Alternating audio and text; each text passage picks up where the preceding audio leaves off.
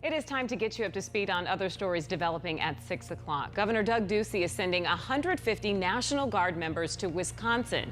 Arizona is one of 3 states sending military personnel to Wisconsin to assist with the unrest prompted by the shooting of Jacob Blake by police in Kenosha.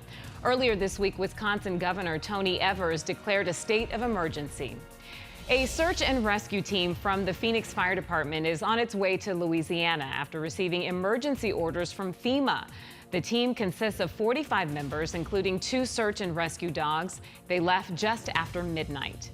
And some members of the Navajo Nation have filed a lawsuit in federal court to ensure their ballots will be counted in Arizona, even if they are delivered late.